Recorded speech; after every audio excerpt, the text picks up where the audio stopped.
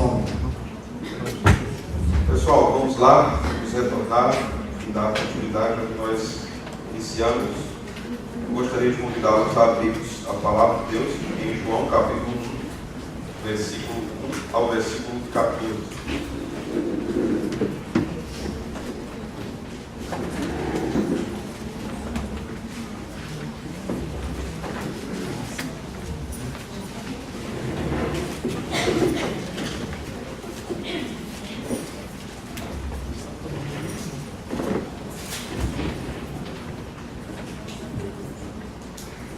O Evangelho de João tem algumas peculiaridades.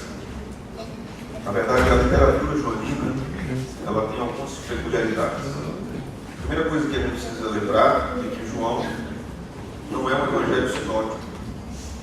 Os evangelhos sinóticos são aqueles que têm basicamente a mesma ótica, né? De modo inicial.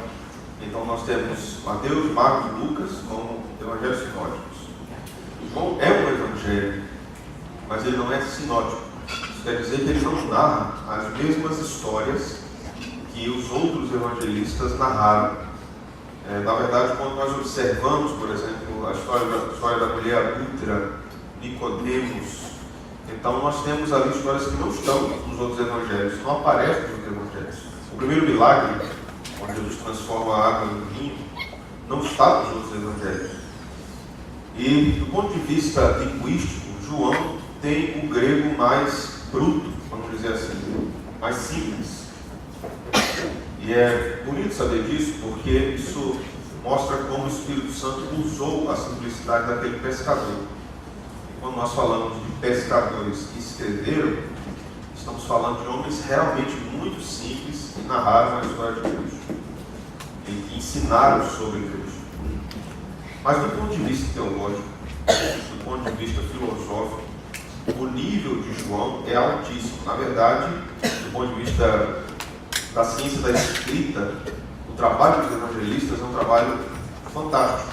Lucas era um historiador, por exemplo, de ponta, e ele deve ser listado como um dos maiores historiadores do mundo, de todas as eras. A precisão histórica de Lucas, apontando para governos, para reinados, para períodos, para recenseamento, isso mostra a competência de Lucas como historiador. João dialoga com outra realidade, não apenas com a realidade histórica, tudo que ele diz é histórico, mas ele também trabalha com uma realidade filosófica emergente no tempo da escrita do Novo Testamento. Então isso vai ser percebido pelo leitor mais atento com os termos que João vai usar no seu evangelho. Então termos como luz, por exemplo, tem uma ligação com o pensamento hebraico imediatamente, mas também é uma resposta à cosmovisão grega, que era que vigorava naquele período, e a igreja estava inserida no contexto do Império Romano. Então a cultura greco-romana era basicamente construída em cima do que a intelectualidade grega vinha fazendo desde os tempos antigos, né? Desde os primórdios dos grandes filósofos. Quando João usa alguns termos do capítulo 1, nós também devemos perceber que ele estava dialogando com a filosofia. Por exemplo, quando ele fala sobre logos, a palavra logos não era estranha para aquele tempo, como a palavra evangelho não era estranha para aquele tempo. Então, o que era o evangelho? O evangelho era a proclamação de boas notícias vindas do imperador ou do rei. Então, a palavra evangelho, no contexto do primeiro século, tinha uma conotação política e real. Política e real. Termos como Kyrios, Senhor, por exemplo, muito usado por Paulo, tinha uma conotação política e real. Somente César era Kyrios. E aí Paulo vai dizer: Jesus é Kyrios, e somente Jesus é Kyrios. Então essa declaração de Paulo era naquele sentido revolucionária em termos políticos, porque os cristãos estavam dizendo que existia outro rei, outro Senhor, e que deveria também ser adorado. Quando João usa então termos como logos, como luz, como princípio, no Evangelho, no início do seu Evangelho, ele usa esse termo princípio, né? Isso nos fala de algumas coisas.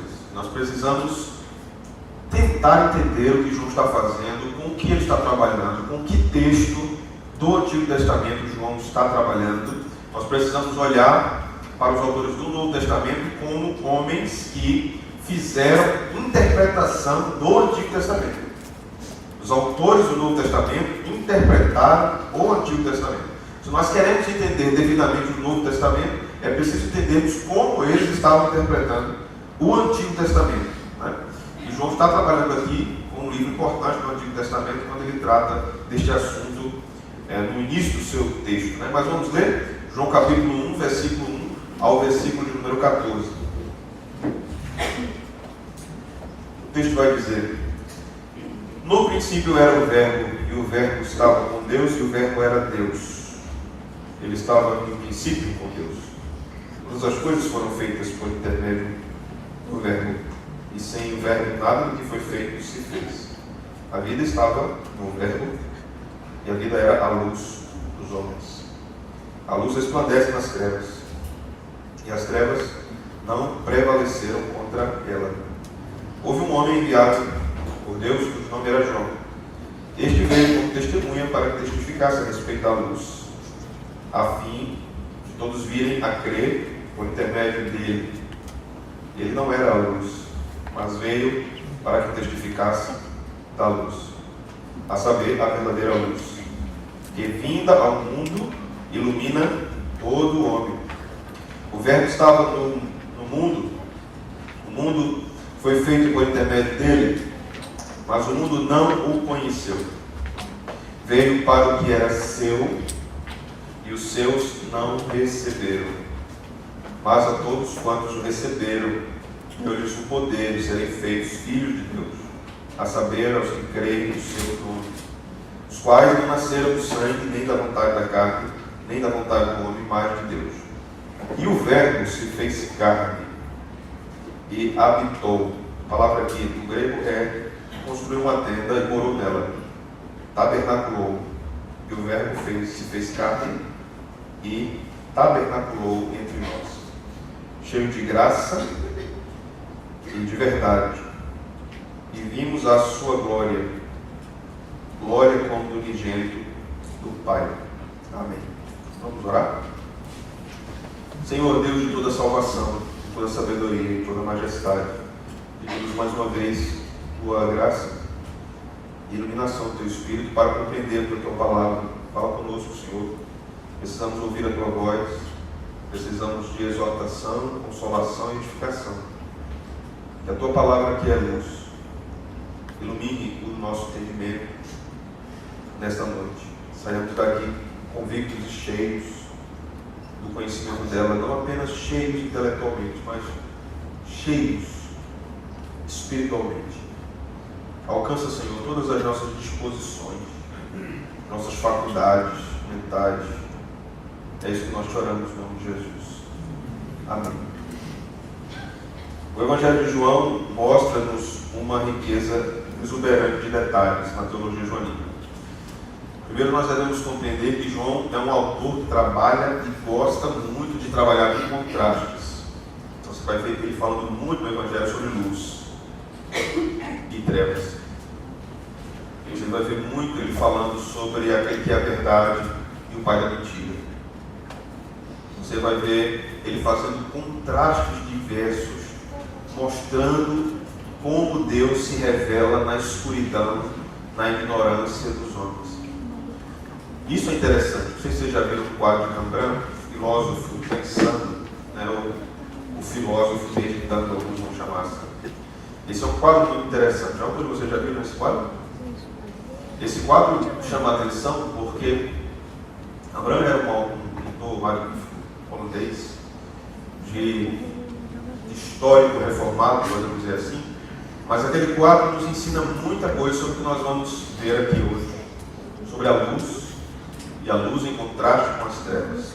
Para aqueles que já viram esse quadro, né, ou aqueles que estão dando um Google aí agora só para ver, esse quadro nos mostra um contraste magnífico do filósofo sentado perto de uma janela e a luz penetrando nessa janela, penetrando, tocando sua face, o calor da luz perto dele, e os nossos olhos são voltados rapidamente para vermos a sala onde ele está, e que existe uma escada de caracol, praticamente, assim, meio caracol.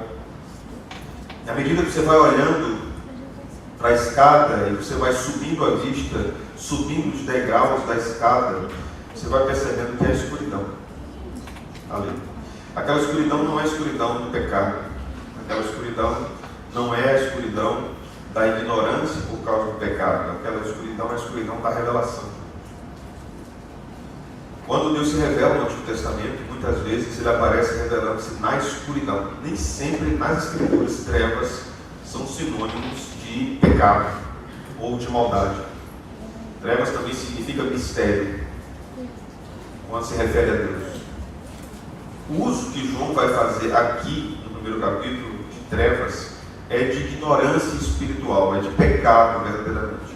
Mas aqui nós temos que detectar algumas coisas. O pensamento de João, que era um hebreu, era um judeu.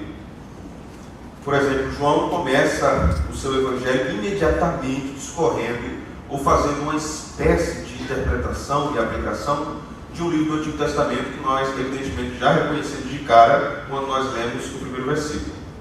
Gênesis. Assim como Gênesis começa, no princípio criou Deus os céus e a terra, João começa, no princípio era o verbo, e o verbo estava com Deus e era Deus. Há outros detalhes de João. Por exemplo, João gosta muito de trabalhar com o número 7. Nós não teremos tempo de discorrermos ou fazermos estudo da teologia joanina a respeito do número 7. Mas o número 7 é o número da perfeição da obra divina. Por isso que quando você lê Apocalipse, você lê sobre os 7 Espíritos de Deus. Obviamente aqui não significa que Deus tem 7 Espíritos, mas que mostra a perfeição da obra do Espírito. O número 7 ligado ao Espírito, ou 7 Espíritos, significa isso. Mas no Evangelho de João há uma quantidade limitada de milagres. Não sei se vocês já tiveram curiosidade de contar quantos milagres tem no Evangelho de João. 7 milagres. Primeiro versículo, ou primeiro capítulo, começa falando a respeito da criação. Seguindo-se a isso, 7 milagres. A partir do capítulo 2, com o milagre da água sendo transformada em vinho. João tinha Gênesis em mente. Os 7 milagres são a correspondência aos 7 dias da criação. João está pensando na criação, mas ele está pensando além disso, ele está pensando na nova criação. De como essa nova criação emerge a partir de Cristo. Quando João começa a nos falar aqui, por exemplo, no versículo 3, todas as coisas foram feitas por intermédio do Verbo, e sem ele nada do que foi feito se fez, a vida estava nele e a vida era a luz dos homens. Mais à frente no Evangelho, Jesus vai dizer, eu sou a luz do mundo, quem me segue não andará em trevas. Mais à frente ele vai dizer, eu sou a vida. João anexa o conceito de vida ao conceito de luz. E quando nós olhamos para esse trabalho de João, nós devemos identificar também a intenção dos contrastes propostos pelo autor sagrado. Quando ele fala de vida, imediatamente o contraste em relação a essa palavra é morte. Quando ele fala de luz, o contraste em relação a essa palavra é trevas ou escuridão. Quando nós lemos Gênesis 1 e 2, nós vamos perceber que o Espírito pairava sobre a face das águas. Então havia trevas ali. E Deus chama a luz, ou Deus cria a luz. É o fiat de Deus. Haja luz e houve luz. Aquela é a primeira criação. Deus está chamando as coisas à existência, do nada. E Jesus está lá, conforme João diz no primeiro versículo, porque Jesus é a palavra que traz a criação à existência. Jesus é o verbo. E quando nós falamos em palavras, estamos falando de linguagem, aqueles da área da linguagem, sabem que a palavra é dinâmica, a língua é dinâmica, a língua não é estática. Quando nós falamos, nós estamos nos movendo. Jesus estava ali movendo as coisas, ele estava trazendo as coisas à existência, do nada, e a partir do que foi criado no início, também outras coisas. Então, em Gênesis nós aprendemos sobre a criação mediata e a criação imediata. A criação imediata a partir de algo que já foi feito anteriormente. Então Deus cria a massa e forma, e a partir dali Deus vai criando. Um exemplo máximo disso é que Deus cria o homem do pó da terra. Então já tinha barro. E Deus cria o homem daquilo. Então aquela criação depende de outra criação anterior. Mas João está dando um novo sentido àquilo. João não está falando da primeira criação. João está falando da segunda criação. João está falando da luz que ilumina não o mundo material, não a natureza, mas a luz que ilumina o coração em trevas. João está dizendo que a luz que ilumina esse coração em trevas é diferente daquela luz lá atrás de Gênesis. João está dizendo que essa luz é vida. Isso é muito significativo, pessoal. Isso é muito importante aqui.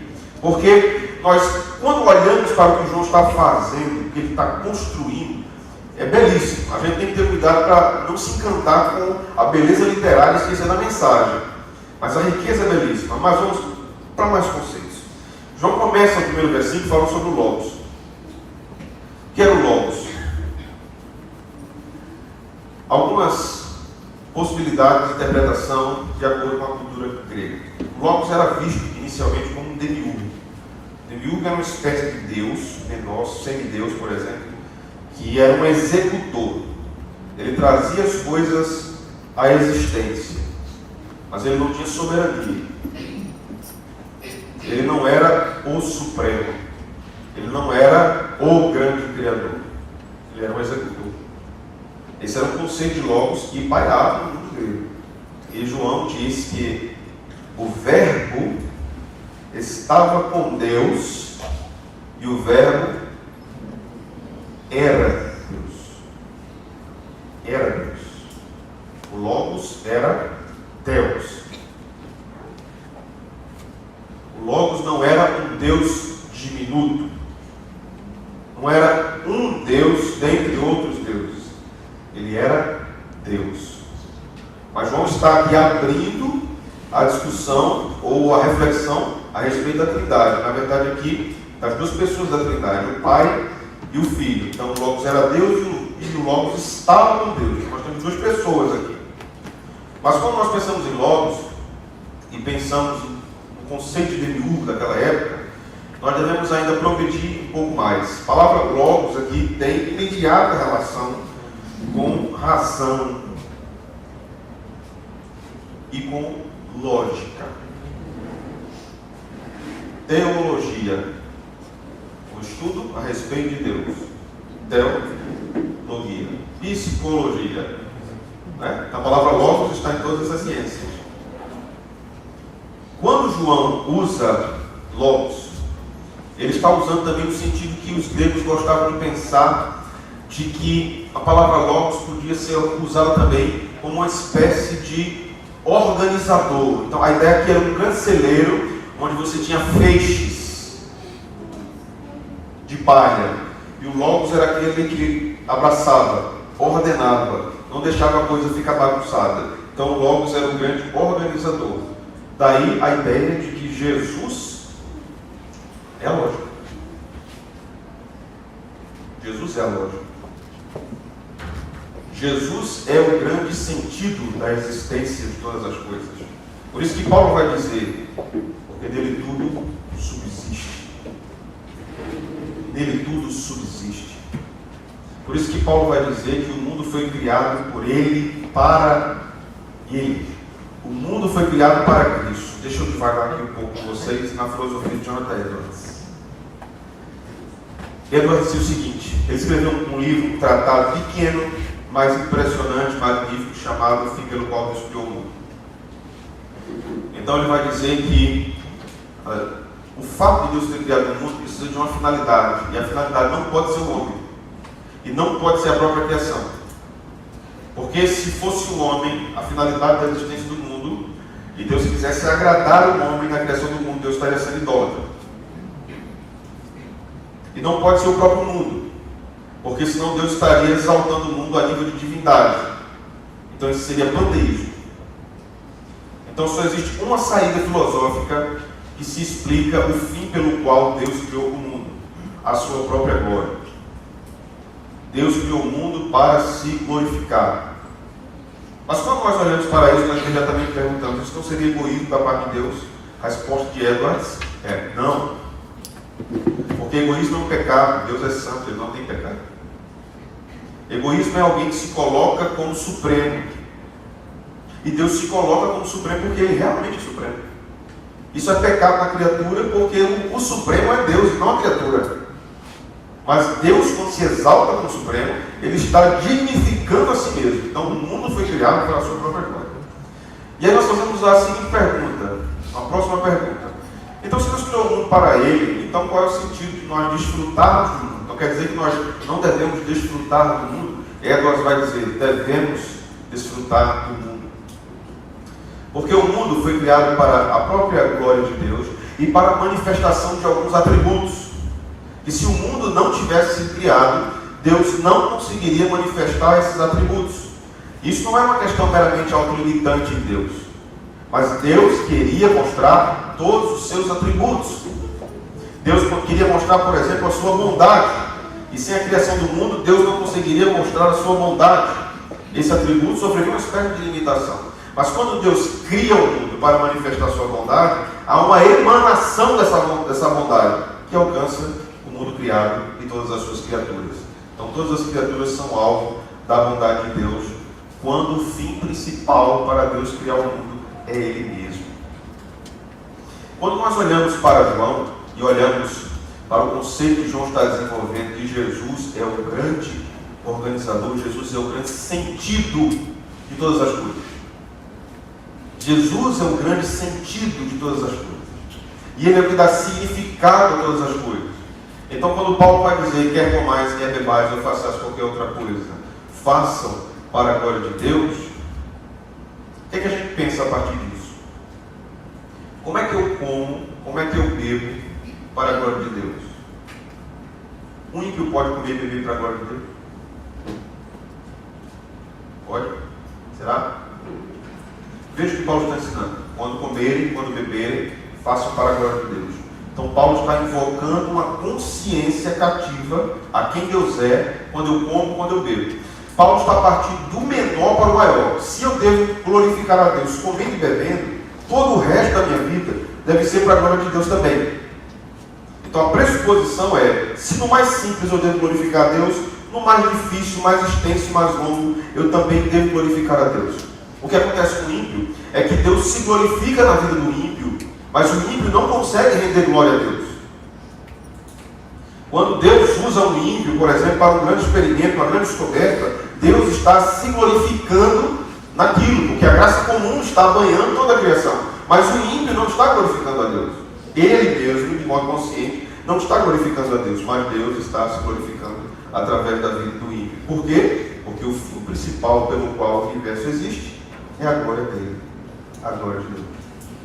Então, quando o homem tenta roubar essa glória, ele é alvo da ira de Deus. João continua aqui, veja. Versículo 4. A vida estava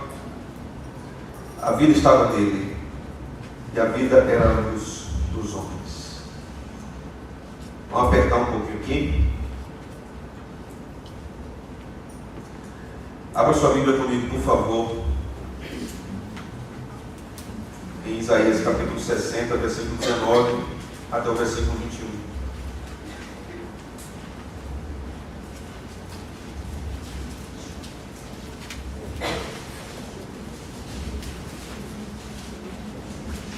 Quando vocês abrem, eu vou falando aqui. E quando João faz uma referência a trevas no versículo 5, João está falando de trevas interiores, trevas em relação ao pecado, trevas em relação ao intelecto, trevas em relação à mente. A mente obscurecida pelo pecado. E Jesus vem para iluminar isso. Mas veja Isaías 60, 19 a 21. Nunca mais te servirá o sol para a luz do dia, nem com o seu resplendor a lua te alumiará. Mas o Senhor será a tua luz perpétua, e o teu Deus, a tua glória. Nunca mais se porá o teu sol, nem a tua lua minguará, porque o Senhor será a tua luz perpétua, e os dias do teu luto findarão. Todos do teu povo serão justos, para sempre herdarão a terra. Serão renovos por mim plantados, obra das minhas mãos, para que eu seja glorificado. Perceba um detalhe aqui, do contraste de Deus como luz, e que na restauração de todas as coisas não haverá mais escuridão, né? Então Deus é a luz, e uma referência ao luto que findará. Percebeu isso? Ao luto que findará. A referência ao luto aqui é a escuridão nos sentimentos, nas emoções. Aquele que já viveu o luto sabe do que eu estou falando. Que a sensação é que você está no escuro, de que você não consegue ver nada ao seu redor, de que você não consegue vislumbrar. A sensação é de perdição. Não é perdição eterna, mas perdição no sentido de estar perdido, sem direção.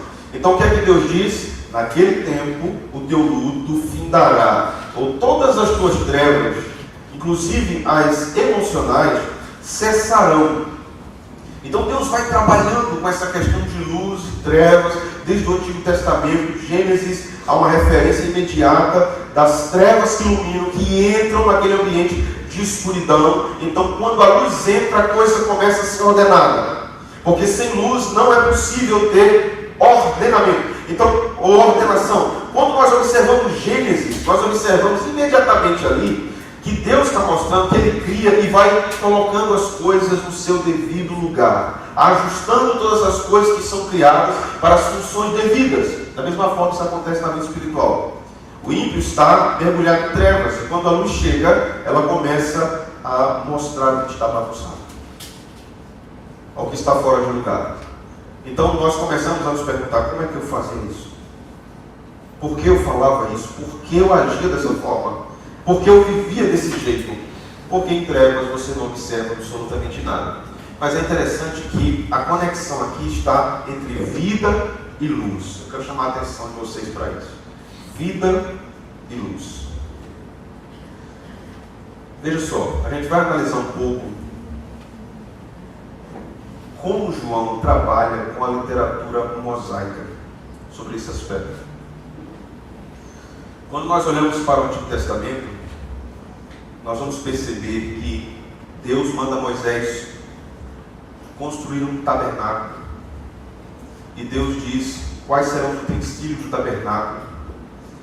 E o tabernáculo no seu interior, assim como o templo de Salomão mais à frente, em muitos quesitos são uma réplica de algo anterior. De algo anterior. Por exemplo, nós vamos ter um candelabro no tabernáculo. Quando Jesus afirma: eu sou a luz do mundo, Jesus está fazendo referência ao candelabro aceso no templo do tabernáculo. Mas o candelabro significa o quê? Qual é a referência anterior ao candelabro no templo do tabernáculo? A árvore da vida. O candelabro significa no tabernáculo o que a árvore da vida significava no jardim do Éden. A árvore da vida comunicava vida. E onde há vida espiritual, há luz. A árvore da vida aparece mais uma vez lá em Apocalipse, onde não haverá trevas, onde o sol da justiça brilhará para sempre. Quando nós mensuramos isso e observamos o texto do Novo Testamento, nós vamos ler uma passagem lá em Apocalipse. Eu queria que você fosse comigo para lá, capítulo 1 de Apocalipse, versículo 20.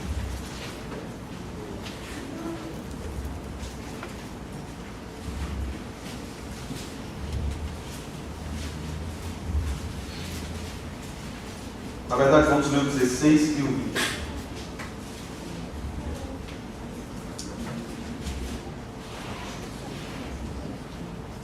Versículo 16 diz: tinha na mão direita 7 estrelas,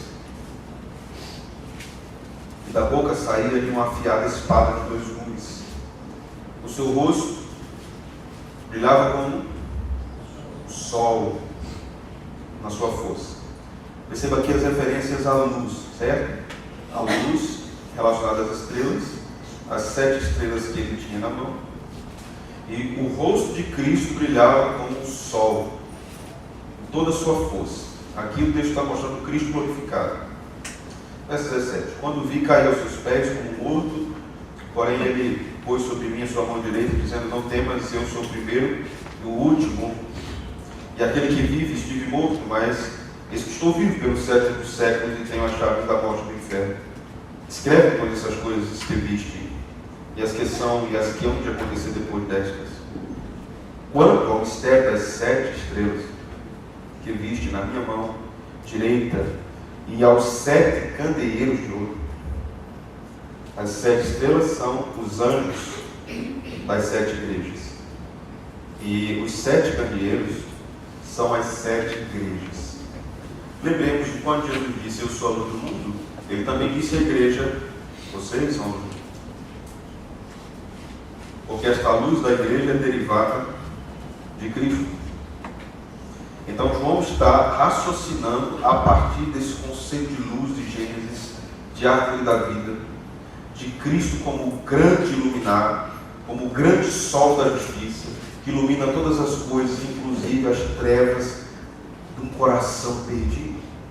Agora vamos ver como Paulo trabalha com esse conceito vindo de Moisés.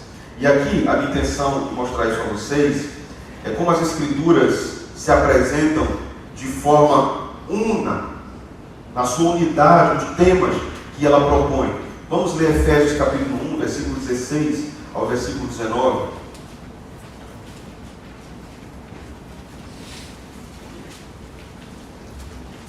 Efésios 1, 16 ao 19.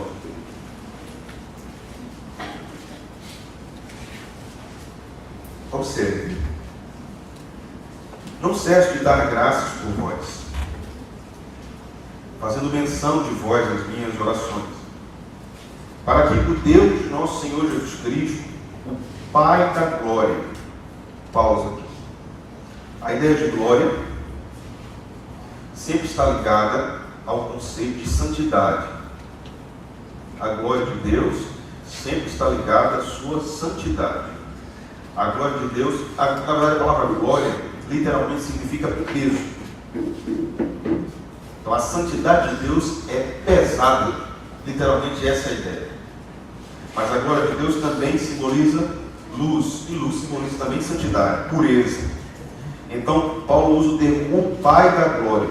Veja depois: vos conceda espírito de sabedoria e de revelação no pleno conhecimento. A ideia de conhecimento aqui é de ciência, não ciência no sentido do trabalho científico, mas da ciência no sentido de saber das coisas de Deus. Aí ele vai usar o termo agora: iluminados os olhos do vosso coração, para saberes qual é a esperança do seu chamamento, ou qual é a esperança da sua vocação, qual a riqueza da glória da sua herança nos santos, e qual a suprema grandeza do seu poder para com os que cremos, segundo a eficácia da força do seu poder. Observe os termos: o Pai da glória, espírito de sabedoria e de revelação no pleno conhecimento dele, iluminados os olhos do vosso entendimento. Esse texto é riquíssimo, porque ele nos mostra aqui significados muito interessantes a respeito do conhecimento de Deus. Primeiro, a ideia de olhos do coração é uma referência atenta à observação dos oráculos de Deus.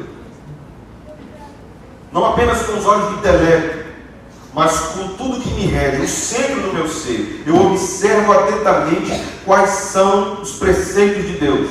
Então, aqui a ideia de obtenção do conhecimento espiritual está relacionada à vocação cristã ou ao chamamento para a salvação. Eu só entenderei atentamente, eu só observarei com os olhos do meu coração, uma vez que o meu entendimento foi iluminado.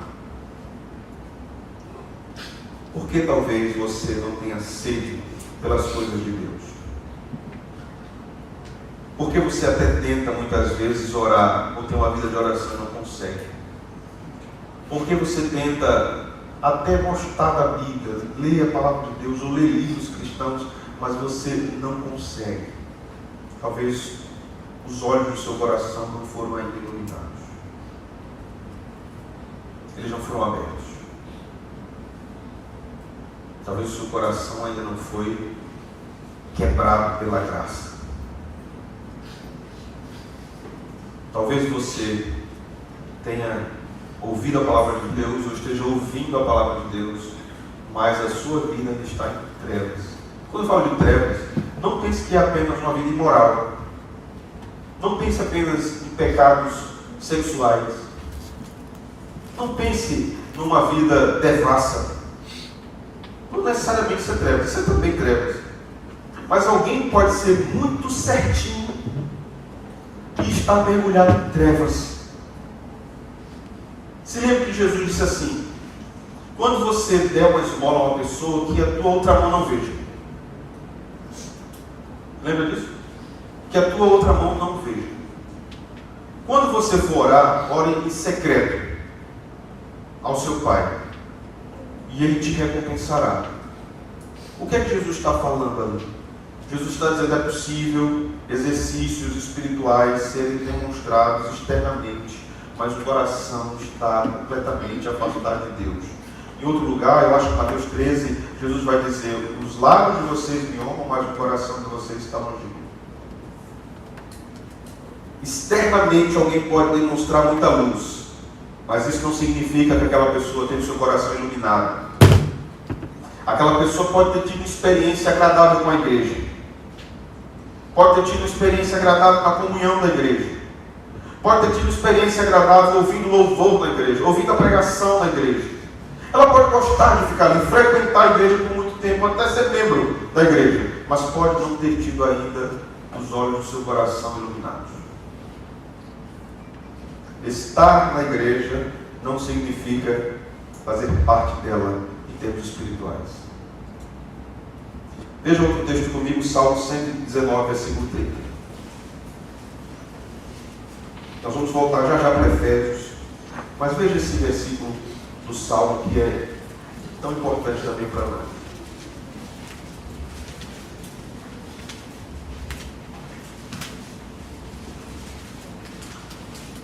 Salmo 119, verso 130. A revelação das tuas palavras esclarece e dá entendimento aos simples. Observe, revelação, a ideia de manifestação. A manifestação da palavra de Deus clareia as trevas interiores e dá entendimento aos simples. Ou seja, o que o Salmo está dizendo aqui nesse versículo é que só é possível ter entendimento das coisas de Deus quando a palavra de Deus esclarece a mente, o coração, todas as disposições interiores. Onde você tem buscado explicações para a sua vida?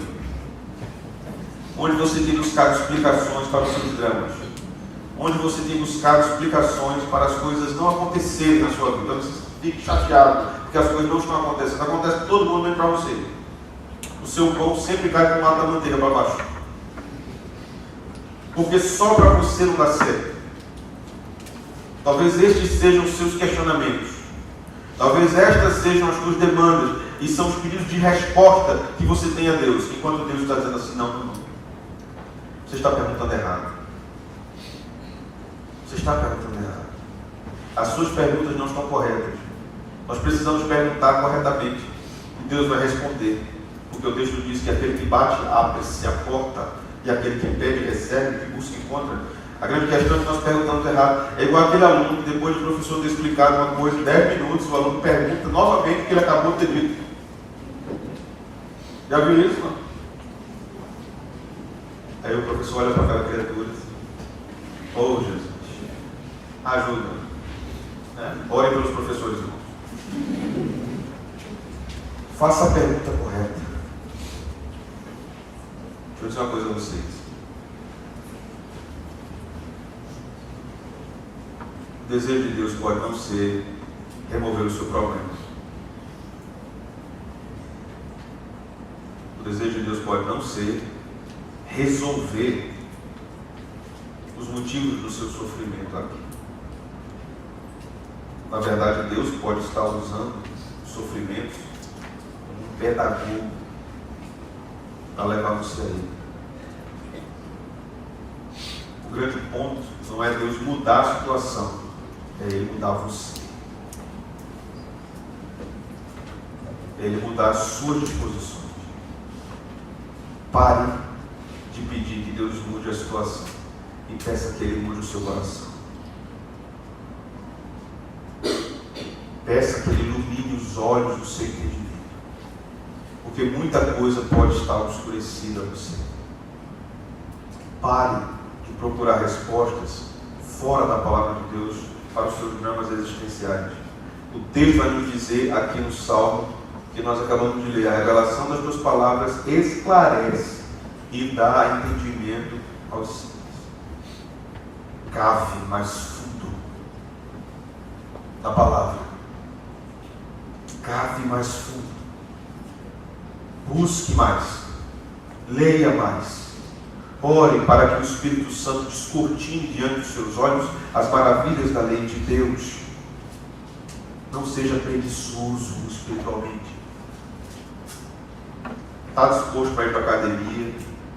Está disposto para dar uma pedalada? Está disposto para dar uma corrida? Mas não está disposto para ler a Bíblia?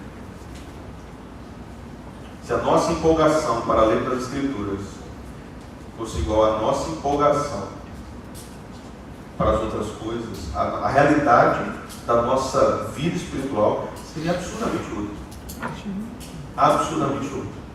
Mas vamos voltar para Efésios 4, versículo 17 e 18.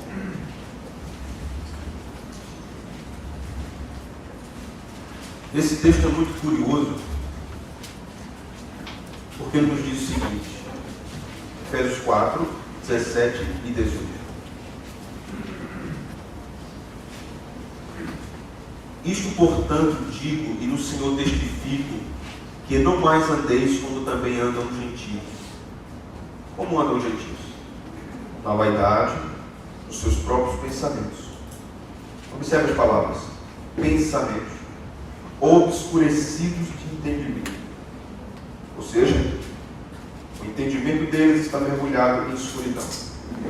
Alheios à vida de Deus. Por que eles estão alheios da vida de Deus? Por causa da ignorância em que vivem, pela dureza do seu coração. A ignorância deles está ligada à dureza do seu coração. E essa dureza do coração escurece o entendimento das coisas.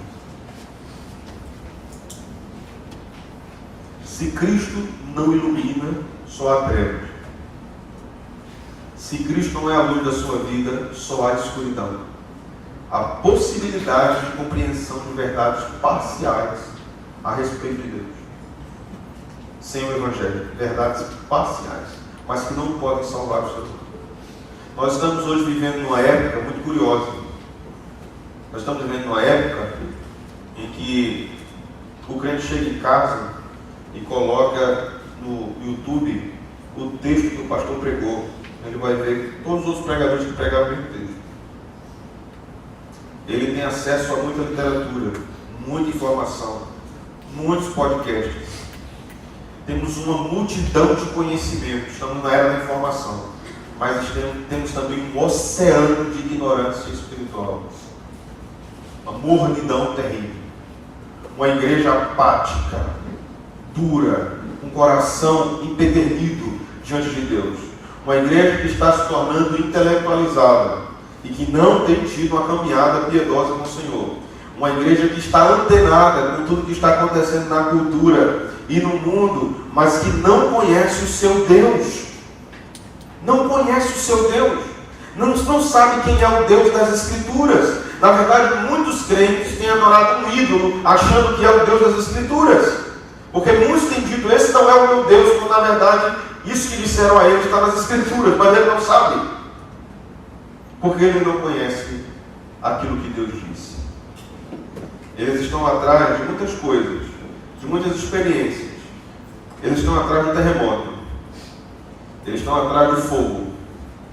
Eles estão atrás de grandes, espetaculares experiências espirituais, enquanto Deus está os convocando à excelência da vida ordinária na caminhada com o Salvador.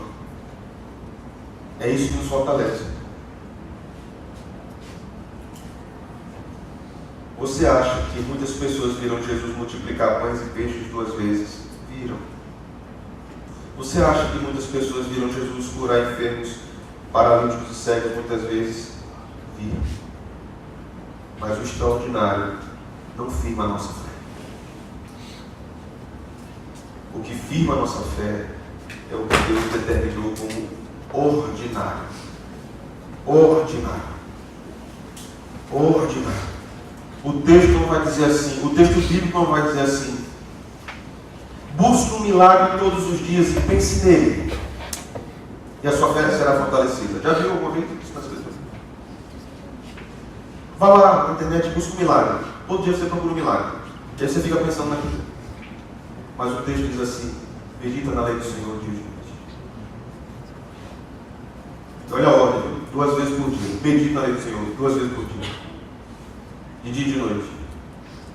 Aí não faz nenhum, não faz muito. Voltemos, que a nossa mente será profundamente iluminada pela obra do Espírito Santo. O texto vai nos dizer aqui, quando nós vimos em Efésios, que a vaidade dos pensamentos obscurece o entendimento e aguça a ignorância. É interessante que às vezes, conversando com alguns jovens, a fala deles é sempre assim: mas eu acho isso, eu acho aquilo, na minha opinião, no meu entendimento. Na maioria das vezes não é. Segundo diz a Escritura, segundo disse a palavra de Deus, segundo falou o profeta tal, segundo disse Jesus, ou Paulo, ou Pedro, ou Lucas, ou Marcos, ou Mateus, ou João. É sempre o que eu acho, o que eu penso. Bom, em relação à fé, o que você pensa não tem interesse diante do que Deus disse. Que nós sejamos uma geração, irmãos, que volte a dizer: assim diz o Senhor. Porque isso é ter uma mente iluminada. Toda a cosmovisão cristã está fundamentada nisso. Que a possibilidade de conhecermos o que é verdadeiro, na realidade, só é possível por meio de Cristo. Só há um caminho para entendermos verdadeiramente a verdade da realidade: Cristo. Sem Cristo não temos percepção real do que é o mundo. Sem Cristo teremos problemas de entendermos o que é justiça. Teremos dificuldade de entendermos o que é graça. Teremos dificuldade de entendermos o que é restauração. Teremos dificuldade de entendermos o que é segurança. Teremos dificuldade de entendermos como a nossa fé tem relação com várias questões desse mundo. Como a nossa fé se relaciona com o direito. Como a nossa fé se relaciona com a ciência, com a química, com a biologia. Como a nossa fé se relaciona com as ciências dos números, contábeis, matemática. Como a nossa fé se relaciona com filosofia. Nós não teremos isso, porque Cristo não será a chave pela qual nós pensamos todas as coisas. Cristo é a lógica. É o único caminho para entendermos todas as coisas. Cristo nos redime o pensamento para lermos todas as coisas desse mundo com outros óculos. Mas há muitos crentes que fazem uma distinção absurda entre a sua vida mental, intelectual e a sua vida religiosa. Não existe esse divórcio na fé cristã. Não existe esse divórcio na fé cristã. Sem Cristo, teremos um paradigma puramente ideológico firmado nas raízes deste século. Com Cristo, pensaremos nas coisas desse mundo, mas com a mente transformada pelas coisas celestiais. Vamos orar?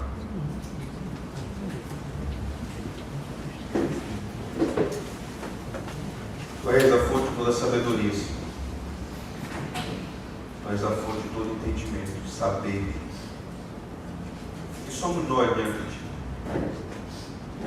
Somos nós diante da Tua grandeza, da Tua santidade, da Tua majestade, da profundidade, da santa doutrina. Tu és a luz que ilumina as trevas. Tu és a luz que ilumina o intelecto do homem redimido. Faz-nos pensar em todas as coisas a partir desta convicção, Senhor. Dissipa de nosso coração as trevas da ignorância doutrinária, mas dissipa também de nós as trevas das distorções que os nossos pensamentos vaidosos podem promover em nós. Afasta de nós, Senhor, o que Paulo chamou de coisas terrenas, ou natureza terrena. Governa-nos absurdamente.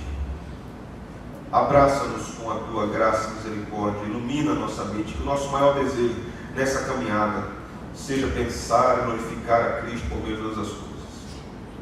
Essa é a nossa oração, Senhor, em nome de Jesus. Amém. Deus abençoe vocês, gente. Prazer enorme estar com vocês. Muito bom.